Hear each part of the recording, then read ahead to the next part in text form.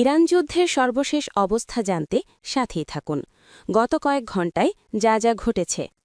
যুক্তরাষ্ট্রের আইন প্রণেতারা president Donald ট্রাম্পের যুদ্ধ ক্ষমতা সীমিত করার একটি প্রস্তাবের উপর ভোট দিয়েছেন। এই পদক্ষেপের মূল লক্ষ্য ছিল কংগ্রেস অনুমোদন না দিলে যুদ্ধ থেকে মার্কিন সেনাদের সরিয়ে নেওয়া। মার্কিন সিনেটে এর পক্ষে ৪৭ ও বিপক্ষে ৫৩ ভোট পড়েছে, ফলে প্রস্তাবটি পাশ হয়নি। আগামীকাল একই প্রশ্নে আবার ভোটার হওয়ার কথা রয়েছে। গত কয়েক ঘণ্টায় আরও যা যা ঘটেছে। ইসরায়েলি সামরিক বাহিনী জানিয়েছে, ইরান বৃহস্পতিবার ভোরে ইসরায়েলকে লক্ষ্য করে বেশ কয়েকটি ক্ষেপণাস্ত্র নিক্ষেপ করেছে, তবে হতাহতের তাৎক্ষণিক কোনো খবর পাওয়া যায়নি। লেবাননের রাজধানীর কাছে ২টি ইসরায়েলি হামলার পর ৩ জন নিহত এবং ৬ জন আহত হয়েছেন। লেবাননের স্বাস্থ্য মন্ত্রণালয়ের বরাত দিয়ে সেখানকার গণমাধ্যম জানিয়েছে, বৈরুত রাফিক হারিরি আন্তর্জাতিক বিমানবন্দরে যাওয়ার পথে এই হামলা চালানো হয়েছে। জাতিসংঘের শরণার্থী সংস্থা বা ইউএনএইচসিআর জানিয়েছে, মধ্যপ্রাচ্য এবং এর পার্শ্ববর্তী অঞ্চলে ব্যাপক যুদ্ধের মধ্যেই বড় ধরনের বাস্তুচ্যুতি শুরু হয়েছে। এতে বলা হয়েছে, যুক্তরাষ্ট্র ও ইসরায়েলি হামলার পর প্রথম ২ দিনে আনুমানিক ১ লাখ মানুষ তেহরান ছেড়ে গেছে। লেবাননে প্রায় ৫৮,০০০ মানুষ বিভিন্ন জায়গায় আশ্রয় নিয়েছে, যদিও দেশটির সরকারি কর্মকর্তাদের ধারণা বাস্তুচ্যুতির সংখ্যা ৮০,০০০ ছাড়িয়ে গেছে। যুদ্ধের প্রথম দিনগুলোয় কুয়েতে ইরানি ড্রোন হামলায় নিহত ৫ম সৈন্যের নাম নিশ্চিত করেছে মার্কিন সেনাবাহিনী। ওই হামলায় নিহত ৬ষ্ঠ সৈন্যের পরিচয় নিশ্চিত হয়েছে বলে ধারণা করা হচ্ছে। জাতিসংঘের আন্তর্জাতিক সমুদ্র সংস্থার প্রধান বিবিসিকে বলেছেন, হরমুজ প্রণালীতে ঘটনার কারণে প্রায় ২০,০০০ নাবিক আটকা পড়েছে।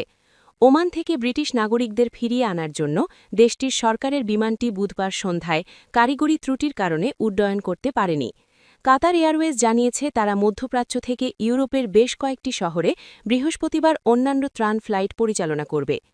দোহায় মার্কিন দূতাবাসের কাছাকাছি বসবাসকারী নাগরিকদের সাময়িক সতর্কতামূলক পদক্ষেপ হিসেবে সরিয়ে নেওয়া হচ্ছে বলে জানিয়েছে কাতারের স্বরাষ্ট্র মন্ত্রণালয়।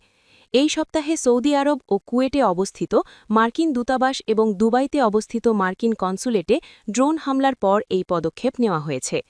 British maritime security agency UKMTO জানিয়েছে, কুয়েতের উপকূলে একটি ট্যাঙ্কারে ভয়াবহ বিস্ফোরণ ঘটেছে, যার ফলে তেল ছড়িয়ে পড়েছে।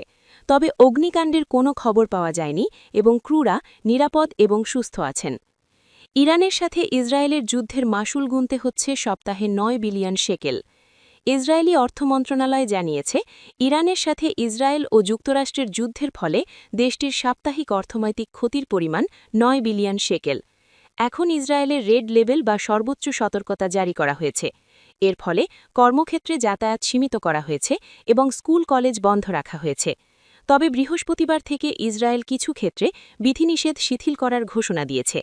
যদি বিধিনিষেধ রেড লেভেল থেকে কমিয়ে অরেঞ্জ লেভেলে আনা হয়, তাহলে সাপ্তাহিক অর্থনৈতিক ক্ষতি ৪.৩ বিলিয়ন শেকেলে নেমে আসবে, কারণ অরেঞ্জ লেভেলে রেড লেভেলের তুলনায় কর্মক্ষেত্রে ক্ষতির পরিমাণ কম।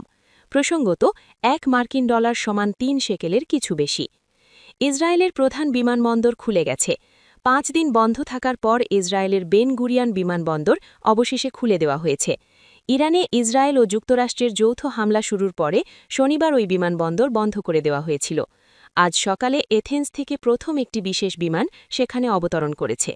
এতে বিভিন্ন দেশে আটকা পড়া বেশ কয়েকজন ইসরায়েলি নাগরিক দেশে ফিরে এসেছেন। ইসরায়েলি এয়ারলাইন্স ধারণা করছে, শনিবার বিমানবন্দর বন্ধ হওয়ার পর থেকে বিশ্বের বিভিন্ন দেশে ১ লাখ ইসরায়েলি নাগরিক আটকা পড়েছেন। নিরাপত্তা পরিস্থিতি বিবেচনা করে এয়ারস্পেস পুরোপুরি নয়, বরং ধাপে ধাপে খোলা হচ্ছে বলে জানিয়েছে ইসরায়েলি কর্তৃপক্ষ। ইরানের কোম ও ইস্ফহানে হামলা করেছে ইসরায়েল। ইসরায়েলি প্রতিরক্ষা বাহিনী বা আইডিএফ জানিয়েছে, তারা ইরানের কোম শহরে রাতভর ব্যালিস্টিক মিসাইল হামলা করেছে। আইডিএফ জানিয়েছে, ওই শহর থেকে ইসরায়েলে হামলা প্রস্তুতি নেওয়া হচ্ছিল। একই সাথে ইস্ফহান শহরে একটি আকাশ প্রতিরোধ ব্যবস্থায়ও হামলা করেছে ইসরায়েল।